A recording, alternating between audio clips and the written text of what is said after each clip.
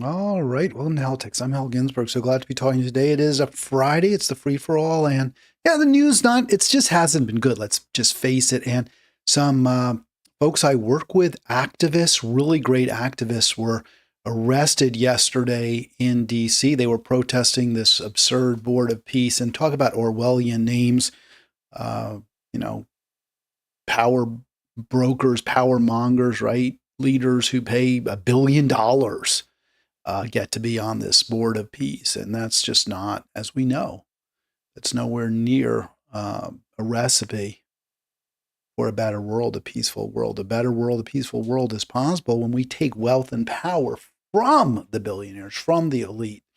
And that's what we have to do.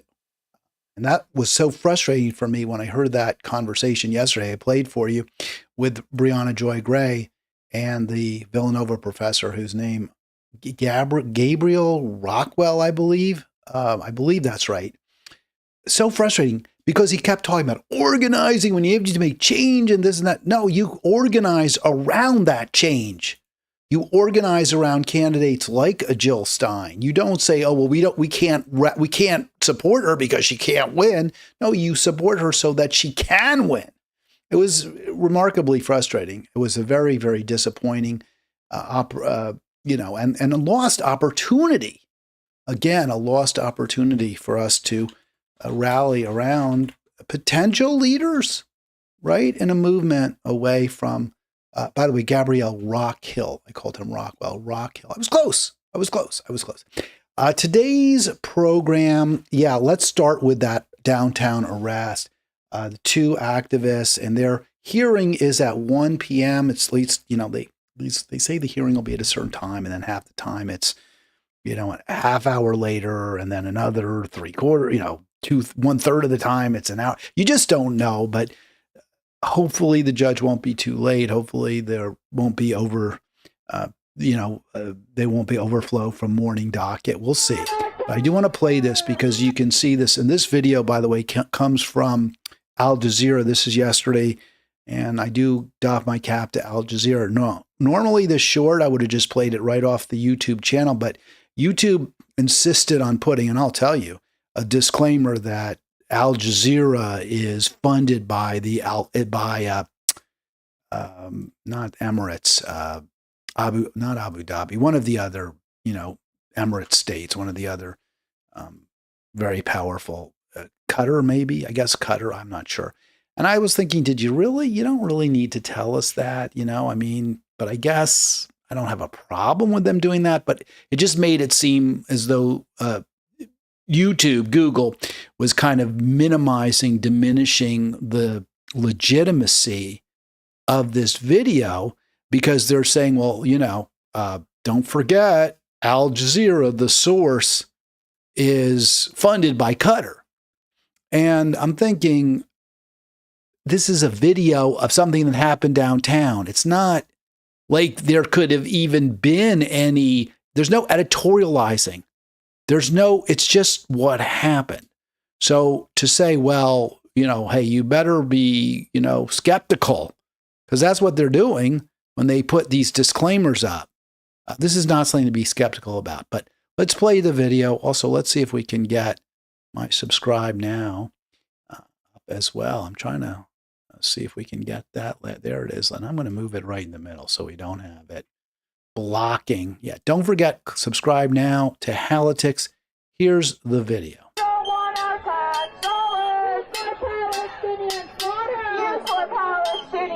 No more dollars for Palestinian slaughter is what they're chanting.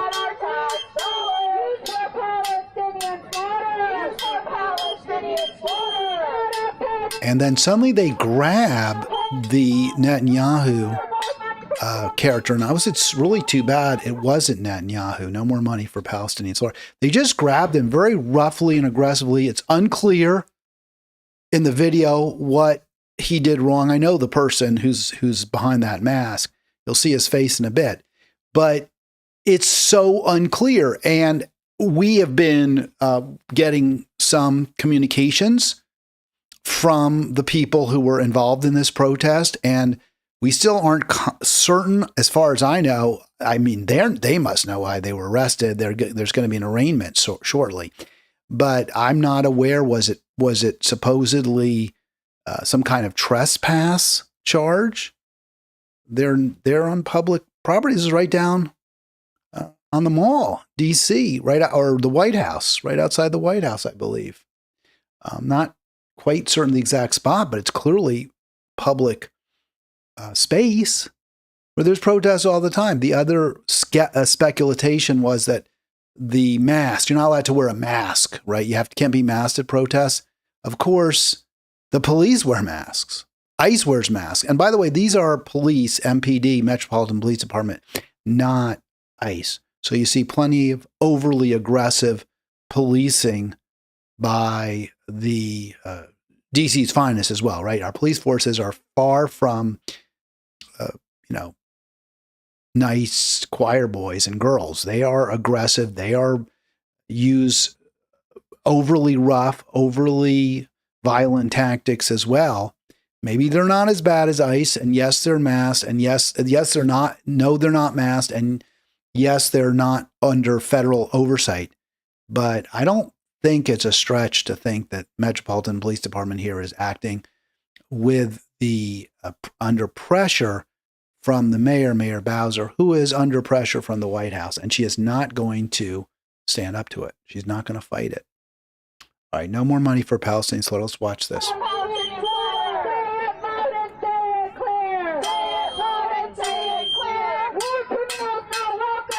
Or criminals not welcome here. Now they're going to take his mask off him.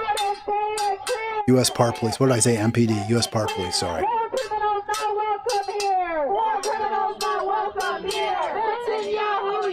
And then look at what they did to the Rubio.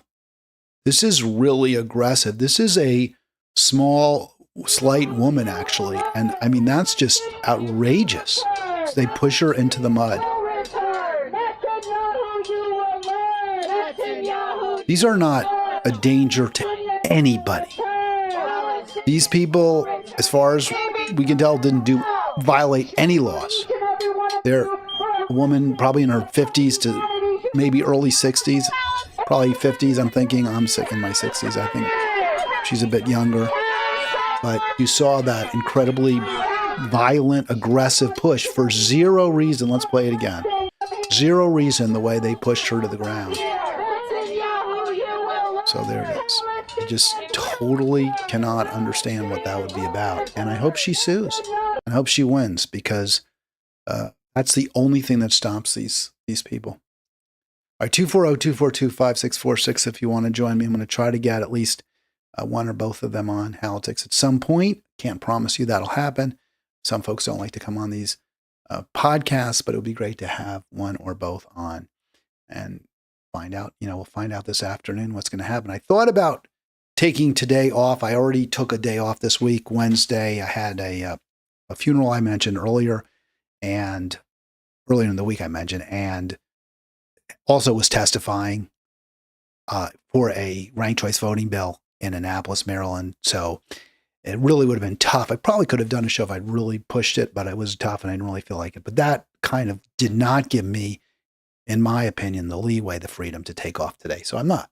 All right, 240-242-5646. It's a free-for-all, so I try to, whenever possible on Fridays, on free-for-all days, to provide your thoughts, your feelings, your responses, reactions to what I've been saying. And I found that, I didn't find it, this was posted earlier today, and you can see it says 1 hour ago, so I made the copy. I made the screen capture maybe 3 or 4 hours ago. So we're talking just this morning from Gnarly here. Why do you think you should choose what someone will be able to make? And I'll play the video, the clip that they were referring to. Why do you think you should choose what someone will be able to make? You are part of the issue. And this had to do with the David Brooks, one of the David Brooks videos I did. I always find that attack, and I've heard that a lot from people. Not sometimes from people that you're trying to dictate what people can earn and what their salary should be. Actually, just the opposite. I don't. Look, you have an employer and employee, and they can come to an agreement on salary as long as they're relatively equally situated. I mean, there's a lot of problem because employers now in our society have so much power in many markets. There's only one employer in many media markets. Just talking about media, you'd have 1, 2 radio station, TV, newspaper owners, just one or two companies that own all the TV stations, all the radio stations, all the newspapers in a market. Well, that's extremely problematic. They have all the power because they're the only group hiring. But if you have a number of competitors, of businesses competing with each other for business and for employees, and you have relatively full employment, then employees and employers have somewhat similar power when it comes to negotiating. Sometimes the employee, if you have a real labor shortage, sometimes employees can definitely ratchet up the benefits and the wages that they're paid. So I am not of the mindset that I, Hal Ginsberg, or the government should get to set wages. Instead, again, I think private sector salaries should be determined through negotiations between reasonably equally situated employers and employees operating in free markets. So reasonably equally situated would be several employers competing for employees in a reasonably fully employed market. Now, if you have just a big, kahuna employer, well, then a somewhat equally situated employee would be one who's represented by union, who has collective bargaining on their side. So yeah, you could have a very large corporation, a Google, an Apple, something of that nature, if they're negotiating with employees who have collective, pursuant to a collective bargaining agreement where they have good lawyers, then again, you're reasonably equally situated. The worst case scenario, of course, is where you have a giant corporation like an Amazon or a Walmart, and they're the only employer in a particular market niche, whether it's geographic, right? You're a Walmart. You're basically the only retailer in a relatively, large area. So if someone graduates from high school and they're looking for a job, an entry-level job, the only place they can really go maybe is a Walmart in some markets. So there's no equal bargaining there. That's not reasonably equally situated employees. That's not right. So again, I don't think it's the government's responsibility. I don't think it's my job to set wages, or for that matter, prices in most situations. We'll get to that a little bit when we talk about Mamdani. What I do think is that once salaries are determined and people are paid, then what tax they're assessed is up to the people. I don't decide myself. I strongly believe, and I've made the argument repeatedly, the top marginal tax rate should be approaching, not ever reach, but should approach 100%. There's just simply no reason anybody should be making, say, over 10, 12, 15 million a year. Now, we can argue about that, and you want to say, well, they're entertainers and they're movie, producers or movie actors or basketball players, and they generate so much income for their employer that they should be compensated very, very well. Okay, we can argue that, we can debate that point. But there are a lot of benefits that accrue to society when you have these very high top marginal tax rates. And if you keep, if you tax at that level, then, once you get above 10, 15 million, then basically no one's going to be get paid that much. And if they are, we don't care because it goes to the citizens, goes to the state. It pays for essential services. That's the hope. That's the goal. And we know when we've had those kinds of tax rates, we have far less inequality, far less income and wealth inequality. And we have a government that is more responsive to the people and a government that's less corrupt. So yeah, I do think that tax rates should be determined by the people through elected representatives. That doesn't mean I believe in what salaries, that I should set the salary. Now, that said, I want to play the clip because I watched the clip and I thought, well, there's no way, because I gave my answer, but then I watched the clip after I gave that answer and I thought there's no way I said what this guy says I said, or this person says I said. So what did I really say? Let's hear it. Apparently really liked the title, David Brooks is leaving NYT. The picture of David Brooks is leaving NYT. That picture, of course, comes from the Epstein files. He was at a dinner with Epstein. I think it was around 2018, 2019. Sergey Brin in the background. Let me digress to Epstein real quick.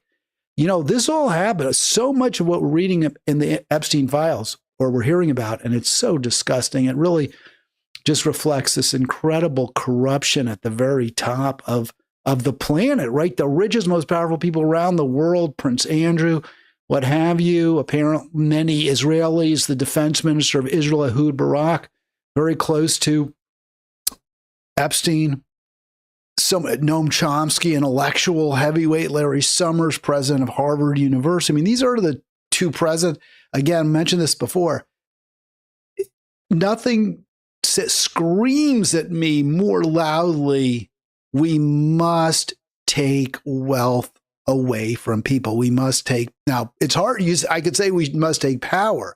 If you take wealth, you take power, because the power that people like Elon Musk and frankly Trump have is based almost completely on their wealth.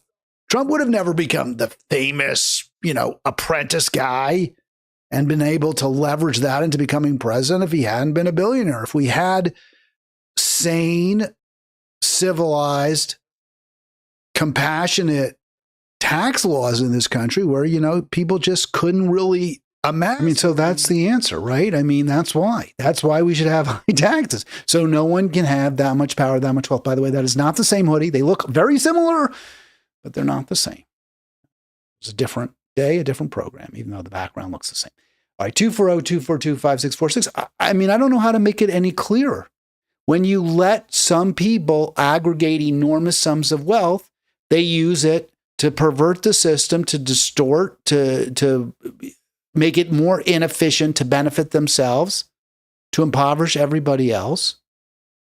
And the argument, well, somehow they deserved it because they innovated or we're going to create more innovation. No, that's just not the case. When we had very high marginal tax rates in the 50s, 60s, we had a tremendous amount of innovation. We had far more startups. We had far more entrepreneurs then than we do now.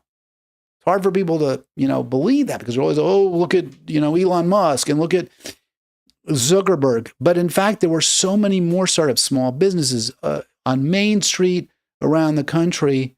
And one way we know that is there were many more publicly traded companies. Many more small business people started companies that were successful enough that they could become listed. It was just a remarkably more vibrant and fertile time for the American economy, and far less top down, far less unequal. Got a caller? Let's go to the caller. Who do I have on the line? You may remember me. My name is Jack Quirk. Yes, Quirk Perspective. How are you, my friend? Not too bad, not too bad. Listen, I'm captivated by what you're talking about in terms of income. That's a big deal for me. I have to agree with you. Obviously, if you have too much wealth, you have too much power, and if you have too much power, you end up with, things like the Epstein ring. Apparently that turns out to be a worldwide thing. I mean, it's appalling, but there it has been. It's been going on for some time. Who knows how long something like that's been happening, but that's amazing that people at that level of existence turn out to, who would have thought that so many people would take advantage of that to basically have sex with young girls? That's an appalling thing to find out. I mean, I guess what it shows is that you have to have a certain level of amorality to achieve being a billionaire to begin with, and now so it just when you have billionaires then who have that kind of amorality, they end up being amoral, and that's what and so you end up with things like the Epstein scandal. It's appalling. That's right. Yeah, I mean, Jack, I think there's a positive feedback loop. The people who have the kind of drive to accumulate that kind of wealth and who are willing to take the kinds of actions that often lead to great accumulation of wealth, such as, undercutting every competitor and then raising prices as soon as you drive them out of business. There's just so many different ways, dishonest marketing or barely honest marketing, stealing other people's ideas. So yes, if you have that drive and that willingness to accumulate that kind of wealth, you probably are to a degree sociopathic, but also it's a positive feedback loop, because once you have or you start to accumulate that kind of wealth, you start to think, A, you're better than other people, and you forget, if you ever thought of their suffering. The kids of billionaires often are also in that group, right, where there's just simply zero or very little concern for others. So there are a lot of factors involved.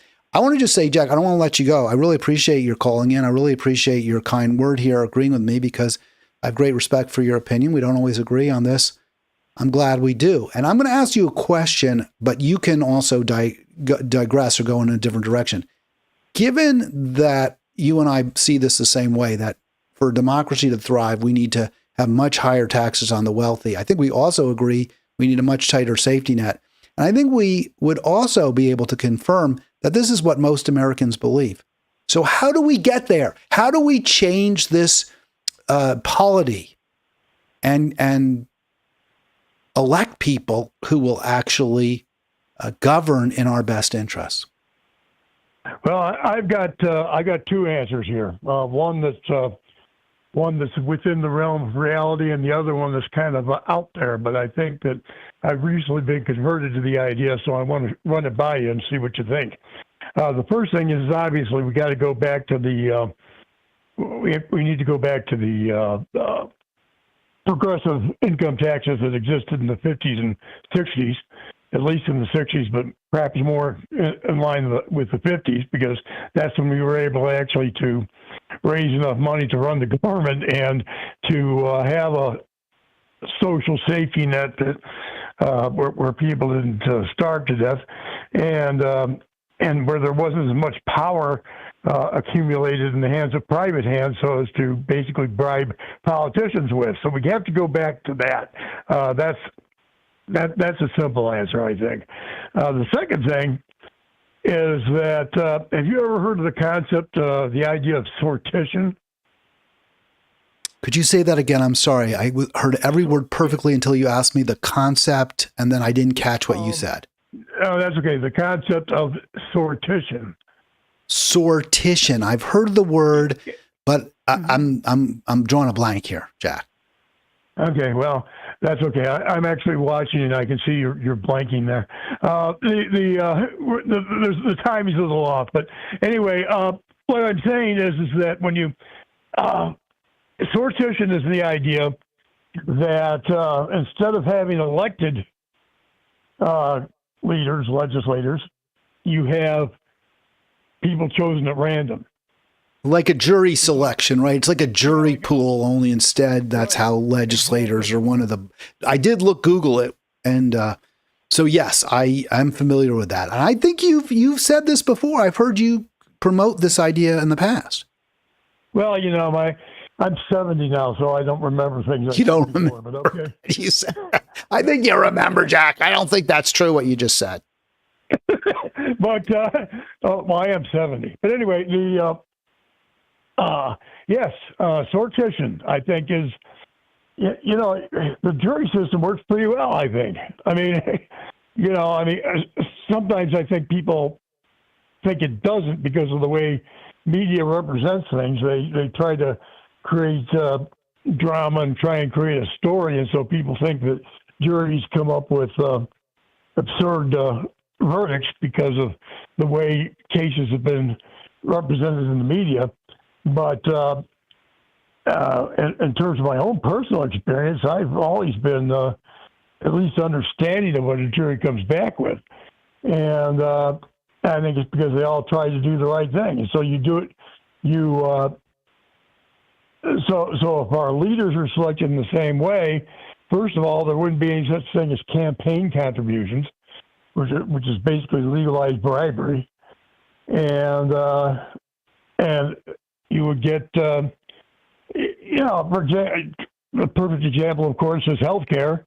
Most people in the United States think that healthcare is government's responsibility, and yet we never get there. And why do we never get there? Well, because of campaign contributions, i.e. bribery. And I think that, and so that's. I mean, I like the idea. I'm just going to jump in. I mean, maybe you could go. If we have a bicameral system with two houses, one house could be chosen via sortition. Maybe you hold election for the other. I'm a little reluctant to embrace the idea, Jack. I would say objectively, we would have better laws and a better legislature, and we'd have better people in legislature, and it would be less corrupt if we went with sortition. But I don't rule out the possibility that with different rules, with different a different tax system, with different campaign finance laws, it could be possible to create an electoral system where the people elect the best and the brightest and the kindest rather than the greediest and the most dishonest and the most sociopathic. Well, I think that I don't know if I used to think that, and I wonder if that's true. I mean, think about this. There's two things that you want. You want honesty, and you want people that know what they're talking about, right? And so, my grandfather, I believe, believed in something called technocracy, and that was basically one where you viewed society as an engineering problem. And you had experts that dealt with things. If you got a pollution problem, you get people that are experts in that particular area. You've got a medical thing. You got experts to deal with that. And I would say, just in my daydream, okay. And since I'm talking here, I can say anything that's coming across my mind. But your two houses, I think, and I agree with you, the idea of two houses. But the two houses would be one. You would have the sortition method, the people drawing at random. Then the other house would be people that were expert in a particular field, so that they could deal with problems that came up within their areas of expertise, and those would be the two houses.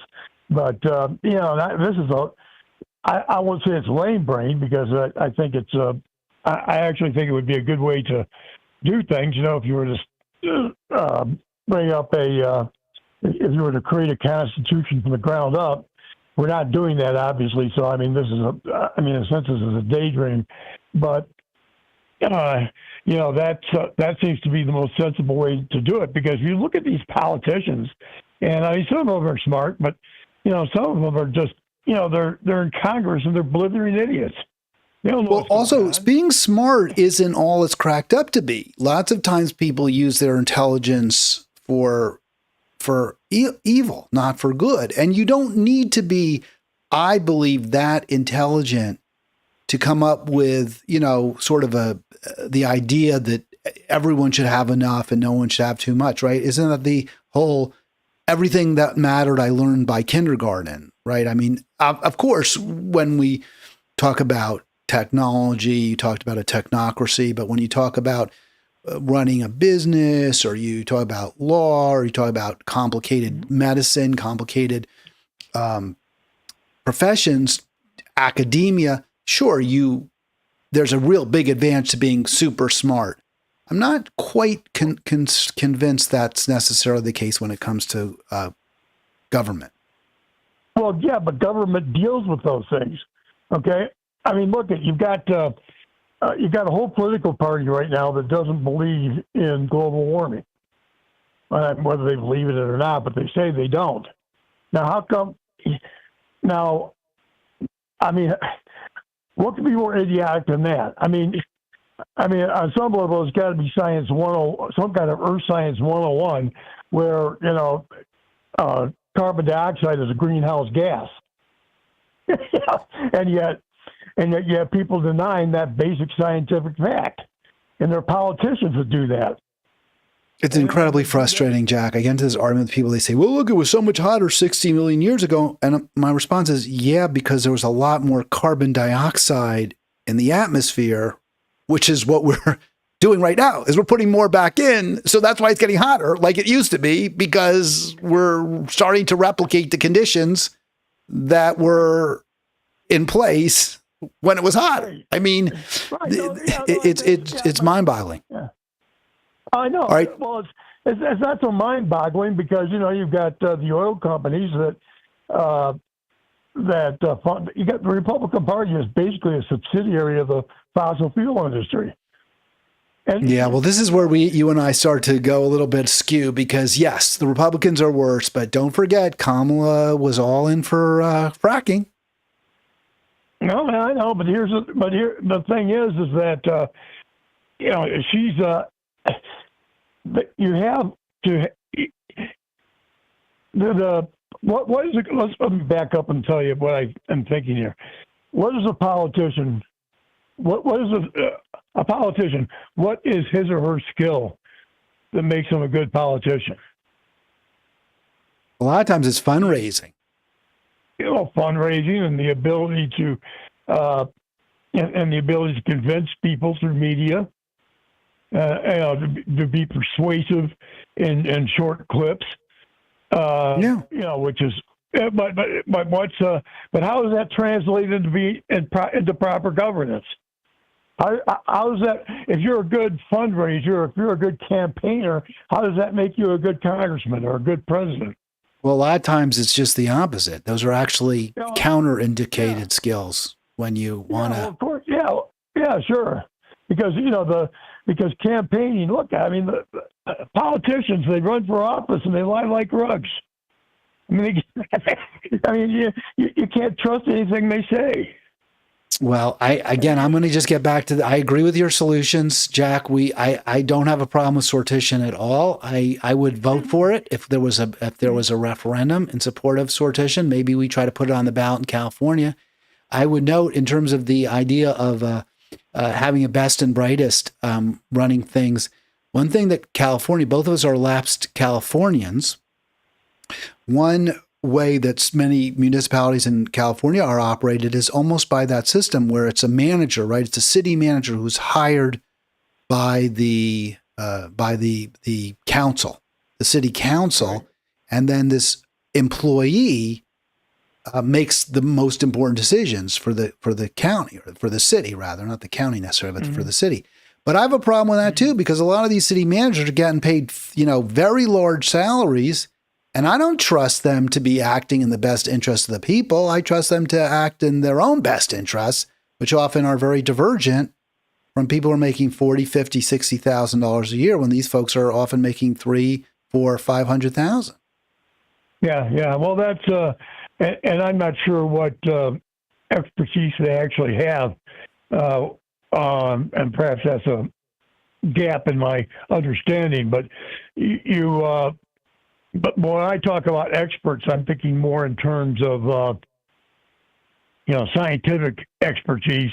And I suppose you could say social science expertise, although sometimes because of the nature of things in academia, the idea that you have to come up with new ideas and so forth. Sometimes that group has they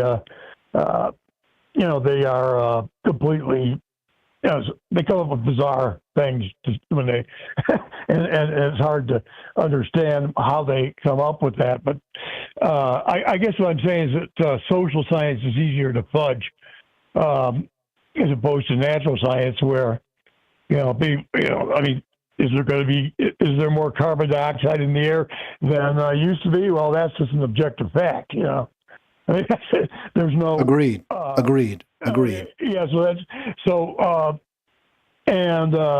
whereas social science, like economics, for example, I mean, people have different theories, and there's no.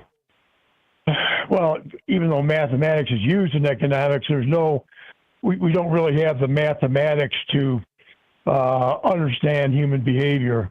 I mean, you have statistics, so it's almost like quantum probability, but we don't really have the objectivity in those areas that you need to really call them hard sciences. So I don't know. Well, economics, I think, is usually considered sort of in between, right? It's not like chemistry or physics, which are the hard science, and it's not like sociology or psychology, which are softer sciences. Economics kind of in between. There's a lot of mathematics involved. There's a lot of data crunching. But in the end, as you point out, there's also a lot of intuition and a lot of, subjectivity as to when conditions are similar versus when they're not. So when can you use a previous model, or when does a model accurately represent current conditions? And so those are soft questions. Right, because we just don't, I don't know if mathematics predict those things or understand those things are even possible, but we just don't have the means to perfectly understand human behavior. I mean, it's just, and that's kind of what we're stuck with at this point. But I still think that even in those areas, you have, if you can have objectivity as opposed to the prejudice of coming up with something new. I think what Einstein did great things for the world, but one thing that we've ended up with as a result of his discovery of the relativity of time and space is that now, when you moved off the Newtonian idea of what the universe is like, well, that obviously turned out to be legitimate. But now in academia, you have the problem of, well, we got to find some ways to dismiss the old ideas and come up with new ones, when maybe in many cases that's not actually legitimate. Jack, I got to let you go in a moment, but I do want to promote you're still doing Socrates Speaks. That's where is Socrates Speaks? Substack? Yeah, it's on Substack, Socrates Speaks. And go check it out. Socrates is having dialogues there, and I'm trying to, it's not like just a regular blog or something where you can just write something every day. It's a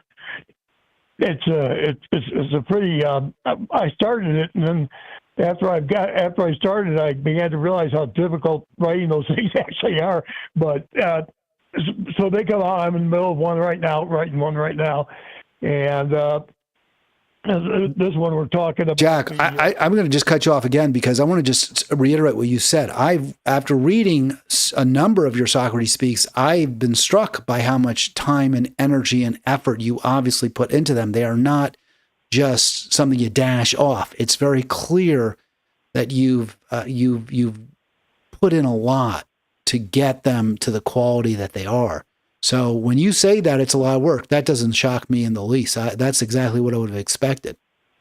Well, stay tuned. The next topic is going to be the SAVE Act, the one I'm working on now. That legislation has just passed the House, talking about the new requirements that they're trying to get in terms of registering to vote. That's a solution in search of a problem, since we don't have any problem with undocumented or illegals voting or extra voters, which is not happening. Jack, I lied. I said I was going to let you go, but I have one more question for you and I thought of you when I read this.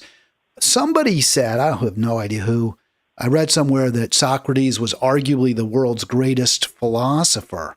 So I thought about you because you write Socrates Speaks. And my initial response was that can't be true because, among other things, Socrates never wrote anything. So how could he be the greatest? I mean, I get that Plato told us what he said and there's dialogues. Yeah. I can't give this guy that like encomium, the greatest ever, if he never wrote anything. Your response? Well, I have to disagree with you. I think he is I think he is the quintessential philosopher. The idea of questioning everything that people come up with. Plato. I don't know. The logic that shows up in Plato doesn't always. You can see that it's not. You can see that that's not completely thought through all the time. But he is the idea of actually, it starts out with what is courage, what is virtue, things like that. People do talk about things without really knowing what they're talking about, and that is something you see even today. So. Yeah, I think that was a critical aspect when philosophy became philosophy. I mean, up to that time, philosophy was primitive natural science. Okay, but he was the one that first tried to apply rigorous thinking to social and ethical issues. So I think that he is. So if you want to talk about the greatest philosopher, I would have to say that he is the greatest philosopher. Yeah, I'm not there with you. I'll tell you what, I would put Kant, my personal favorite, David Hume. I got to put them ahead. I mean, I get it. He's sort of the father of philosophy. But again, if he's not going to write it down, and it's not like people didn't write when Socrates lived. I mean, we have history. We have Thucydides wrote the Peloponnesian Wars. Homer had written the Odyssey and the Iliad years earlier, probably, transcribed what he had learned from other poets, but still, or they, or whoever Homer was or wasn't. So you gotta put it on paper. That's my litmus test. Well, okay. There's no point having a fist fight over it, is there? But anyway, I just think he is the father of philosophy, and I think that without him, there wouldn't be any Hume or Kant or any of those people. But there you go. I hear your contempt for my choices. Jack, great hearing from you. Thank you so much. Have a wonderful weekend. I really appreciate your call. Jack Quirk checking in, and I just hung up on him as he was saying goodbye as well, but just to kind of avoid the crosstalk if I could. So great hearing from him. We got about 15 minutes left. Jack, thank you, making my life easy too. I wanted to talk a little bit about Mamdani. I thought this was a real interesting conversation. We were just talking about, I thought this was an interesting conversation on breaking points, not with Sagar and Crystal, but with Emily and Ryan Grimm. Emily Jashinsky playing conservative.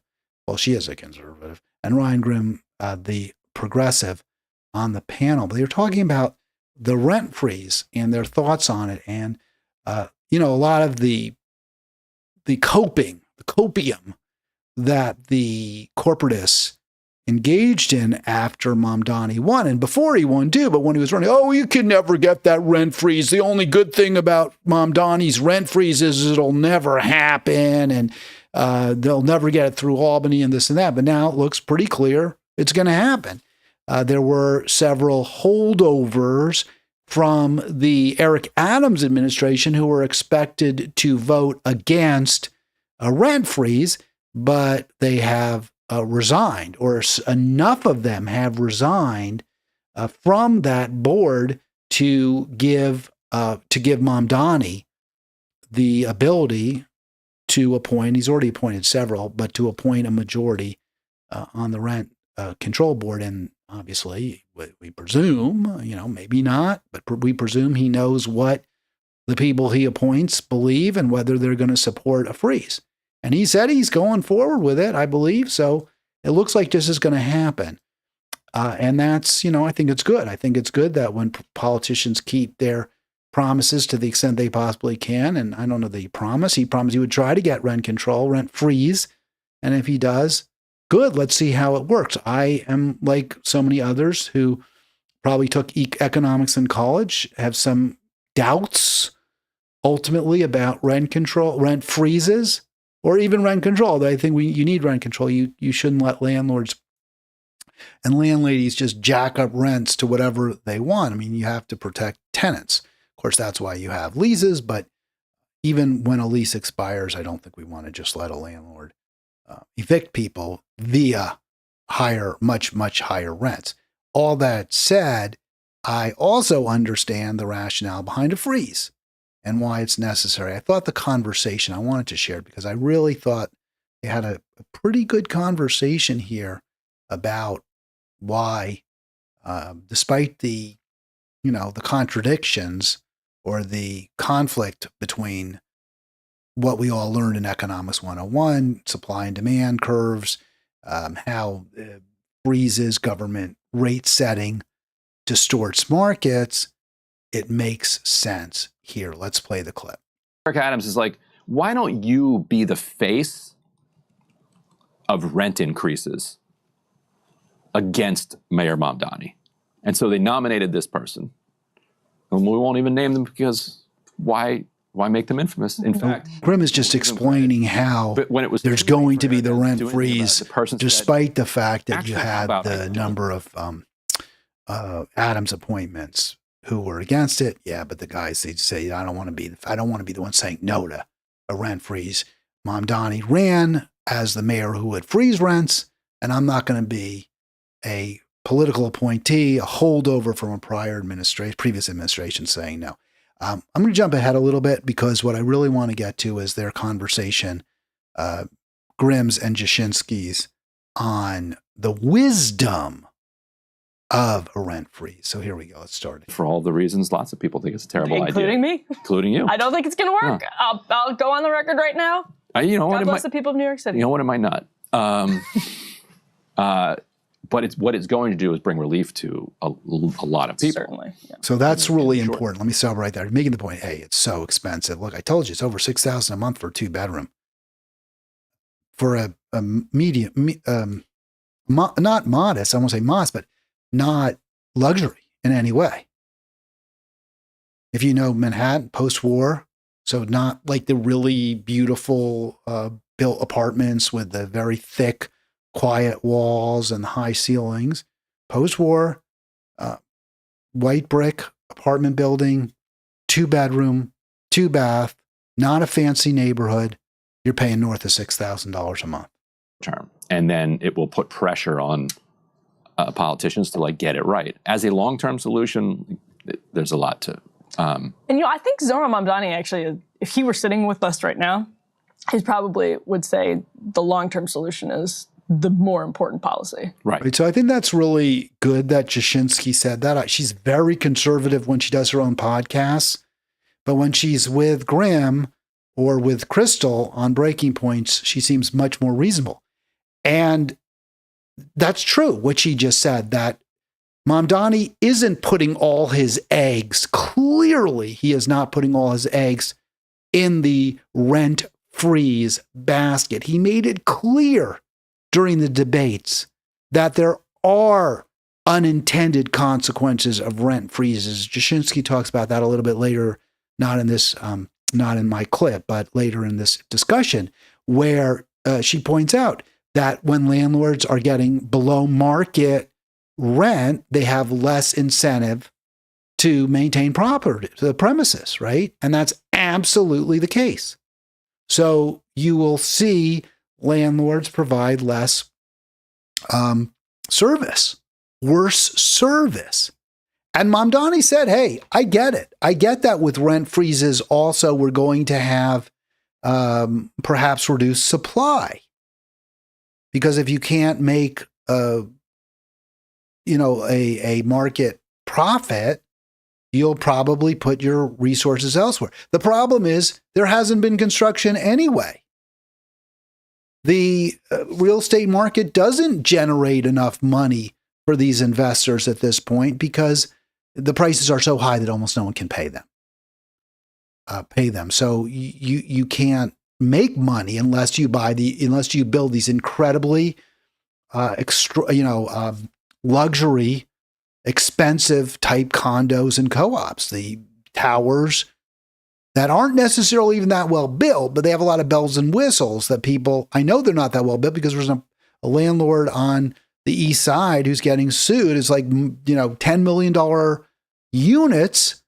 And there are all sorts of problems. Anytime anyone puts their trash in the trash chute, everyone hears it because it's dropped 70 stories and it's rattling around and it's just straight down. Usually those trash chutes are supposed to have gentle slopes and they go back and forth so that the trash doesn't just crash down and bang around in metal chutes. But this building was not well designed and not that well built. And yet they charge, many millions of dollars. So unless you can build something that people will pay that kind of price for, you can't make money in real estate. So the supply is down anyway, whether there's rent freeze or not, whether there's rent control or not, the supplies are down. They won't be down. They'll be down even more, perhaps with a freeze, but they would be down regardless. But Mamdani has said, hey, we need to do more than just freeze the rent. What we need to do is have the city build apartments. We need the city to renovate apartments that are offline, right? So we build new, we have new construction, and we also rehabilitate old, dilapidated properties, old, underused properties. He gets all of that. And I was glad Jashinsky made that point. Right. And sort of like tariffs in a way, like the tariffs. Yeah. And so it's really interesting that Grimm brings Trump's tariffs into this conversation, because I don't think tariffs are quite the same as rent freezes. I do have a problem with rent freezes long-term. Yes, short-term delusion, people are priced out of Manhattan. It's become a playground for billionaires and nobody else. That's a huge problem. Rent freeze, address that short-term while you're working on the other the long-term solutions, which is bringing more apartments online. You also need to have wealth and income inequality reduced, right? Because there aren't that many middle-class people. So why would you build apartments for them? There aren't very many middle-class people. So we have to change that. And rent freeze is, a stopgap solution. Tariffs are a long-term solution to a situation where American workers are paid better for a variety of reasons than workers in other countries. And as long as you have free, in quotes, trade, we will see offshoring if American workers are paid more than workers in other countries. So that's why you need tariffs, because you need to protect American jobs. It's really that simple. That's the reason. And that need doesn't go away.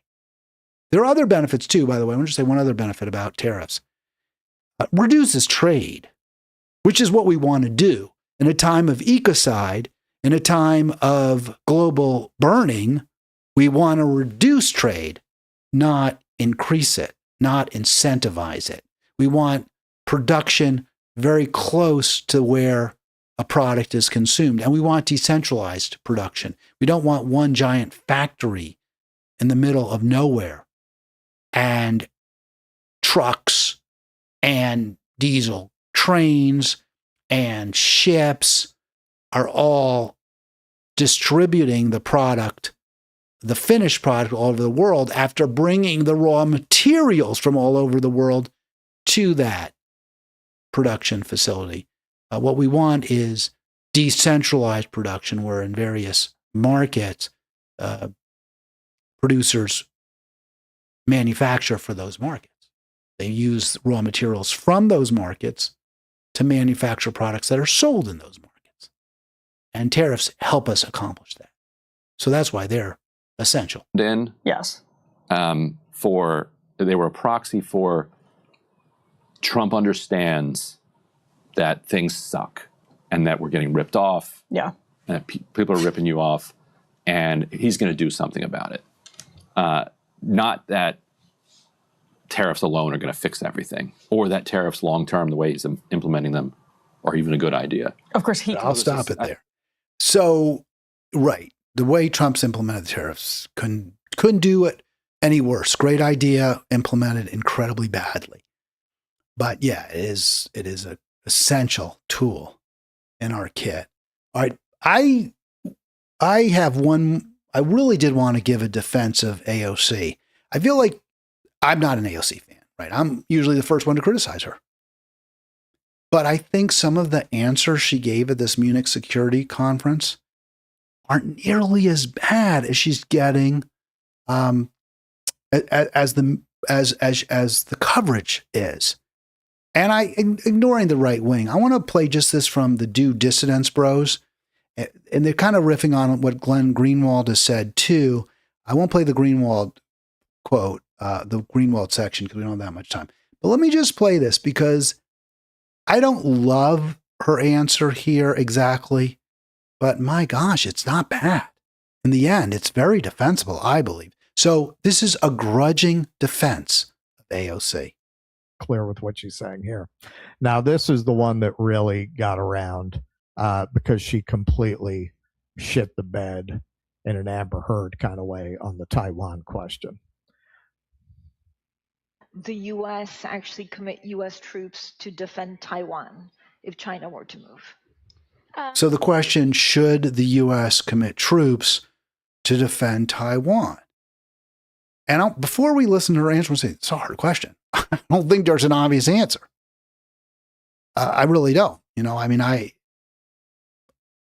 don't, it doesn't surprise me that AOC struggles with this. Now, I will make this point. Maybe she should have been ready for the question. It doesn't strike me as a particularly surprising question or an unlikely one. But the answer is anything but obvious, in my opinion. So to give her shade, to throw shade because she doesn't answer this quickly, glibly, I just think is wrong. I think that this is such a, I think that this is of course a very long-standing policy of the United States. Right, so let me stop. Obviously, she's fumbling. Doesn't, look good, right? I mean, this is why she's getting, and he says she asked the bed, right? She pooped the bed. I mean, look, the right answer is, well, we never should have had most favored nation status for China in the first place. We never should have given China all the billions and billions and billions of dollars of trade and business by offshoring our manufacturing might and much of Europe's manufacturing might to China. We gave China the wealth, the ability, the industrial might to threaten Taiwan. And we never should have done that. And it was a bipartisan effort. If anyone wants to point the finger more at Democrats, I'm the first one to do it. The Clintons were totally complicit in the rise of a totalitarian state, China, that has made the world less safe. And Taiwan is a democracy. Now, look, the Western democracies have gotten a bad rap lately because of people like Trump, because of Obama, because of Clinton, because of course W. Cheney and Trump and Biden. Sure, Western, quote, democracies, unquote, have gotten a bad rap. And they should have. They should. They deserve it. And I'm not here to claim any moral superiority for the United States over any country. But that said, who wants China to have this enormous sovereignty to be the second global hegemon? So the real problem is China is where it is right now because of what the U.S. did. And I, by the way, warned against this 20 years ago when I was on KRXA 540. I was making this exact same point. So it's not like people didn't see this. But even that's not necessarily a satisfying answer because, okay, yes, the U.S. built China, made China what it is today, extraordinarily powerful, a threat, to its neighbors, a threat to democracy in Taiwan. Yes. It already, Hong Kong. Yes. But what do we do now, AOC? What do we do now? And she struggles and fumbles, but she does come up with what I think is the right answer. What policy? I think what we are hoping for is that we want to make sure that we never get to that point. So that's the right answer, right? Isn't it? We don't want China to invade Taiwan. We want to prevent it from happening. It's going to be hard to do. But yes, that's correct. She's right. Make sure that we are moving in all of our economic research and our global positions to avoid any such confrontation and for that question to even arise. Yeah, I mean, I think that's in the end the right answer. So I get it. She didn't sound particularly convinced or powerful or persuasive in the way she answered, but she got to the right place in the end. And they're going to make the point. I won't play it now, but she doesn't, that's part of the problem is she doesn't speak with great confidence. And when she's asked questions, she seems to back down and she equivocates and she gives word salad answers. Yes, yes, yes. Those are all issues with her. But in this case, despite those problems, she actually got, in my opinion, about as good a response as you can to a very, I believe, very difficult question. So, I hate to, I don't want to, I want to be fair to people. So, there you go, AOC, you did a pretty good job. You did a better job than I think a lot of people would have expected. I want to just show before we call it a show, and we're going to call it a show, we're going to call it a week. Jack, thank you for calling in. Really appreciate that. I want to give him a quick shout out. I just wanted to blow up the X, the tweet. Do we still call him a tweet? I don't know what you call it. The post on X that the due dissidents bros there, Russ and Keaton, highlighted because I thought this was very, very interesting. So, this was the video that the due dissidents guys played on their show, and they took it from this Eric Dougherty tweet. And he writes, many Dems are now furious that AOC short-circuited in an embarrassing word salad in Germany as they wanted her to be the 2028 frontrunner. I think that, well, it's true. She's not great on her feet. She's not real quick. And especially as Glenn Greenwald points out when it comes to foreign policy, where she's very uncertain. And I have so many issues with her. But listen, if you want somebody who is going to give in the end a reasonably thoughtful, non-bellicose answer, well, you got it there. So maybe, just maybe, you defend her if that's the person you think should be the next president. I'm not there with her, but that answer doesn't make me less inclined to vote for her than I already wasn't inclined to do. All right, that's going to do it for today's program for this week. Thank you so much for being part of Halitics. I could not appreciate you more. And I hope you have a great weekend. I will be back Monday. We do have Monday with Carlos on tap in 3 days.